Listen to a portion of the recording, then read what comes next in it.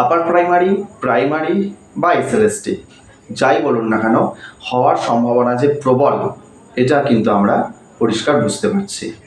দেখুন, অনেকেই আপার প্রাইমারির জন্য প্রস্তুতি নিচ্ছেন, ঠিক আছে। তার সাথে সাথে যাদের বিএড আছে, আমি বলবো ব্যক্তিগতভাবে তারা আপনাদের যে এসএসসির জন্য যে সিলেবাসটা আছে, সেটা বাংলা হোক, ইতিহাস হোক, ভূগোল হোক, তো এই এসএসসি বা এসএলএসটির যে প্রিপারেশান, এটা কিন্তু আপনারা একটু বজায় রাখুন।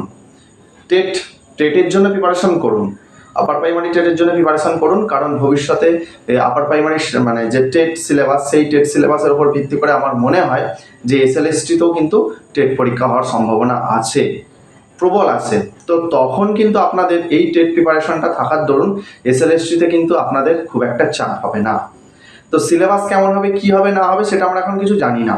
তো যেহেতু এখন জানি না, অতএব আমরা যারা আপার প্রাইমারি পড়ছি, যারা আপার প্রাইমারির জন্য প্রিপারেশন করছি, তারা তো করছেন, কিন্তু যারা আপার প্রাইমারি প্রিপারেশন করছেন না, এমন অনেক স্টুডেন্ট আছে যারা আপার প্রাইমারির জন্য প্রিপারেশন করছেন না, কিন্তু এসএলএসটি পরীক্ষা দেবেন, সে বাংলা হোক বা যে কোনো সাবজেক্টই হোক না কেন।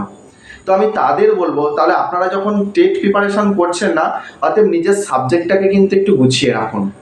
যদি ঘোষণা করে দেয়, একদম ফাইনাল যদি কিছু ঘোষণা করে দেয়, তখন কিন্তু আপনি টেটটার জন্য ধীরে সুস্থে প্রিপারেশন করবেন। নাহলে কিন্তু টেট প্লাস এসএলএসটি একসঙ্গে কিন্তু তখন আপনি প্রিপারেশন করতে পারবেন না। তো আমার ব্যক্তিগত মতামত যে যারা টেট পড়ছেন না, একটু একটু করে টাচে থাকুন টেটের জন্য। আর এখন ম্যাক্সিমাম স্টুডেন্ট এই আপার প্রাইমারির জন্য প্রিপারেশন করছেন, তাহলে অনেকটা সুবিধা হয়ে যাবে, আশা রাখছি অনেকটাই আপনাদের সুবিধা হয়ে যাবে। আর সিলেবাস যেটা রয়েছে আপনাদের এসএসসির, সেই সিলেবাসটাকে এখন থেকে যদি হস্তগত করে রাখেন, তাহলে দেখবেন যদি 27-এ পরীক্ষা হয়, আপনারা কিন্তু অবশ্যই চাকরি পাবেন। কবে ফর্ম বের হবে এই কথাটা কিন্তু এখন ভেবে পড়াশোনা করবেন না, আপনারা আপনাদের সিলেবাসটাকে কভার করে রাখুন, দিয়ে তারপর দেখা যাবে পরীক্ষা যবে হবে সেটা ভাবা যাবে পরে, যখন হবে হবে।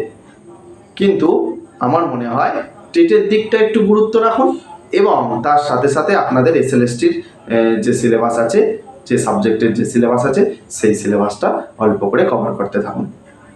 আমার যতটা আইডিয়া যে 27-এ কিন্তু আমার মনে হয় যে এসএলএসটি, থার্ড এসএলএসটি পরীক্ষা হওয়ার কিন্তু সম্ভাবনা অনেক বেশি।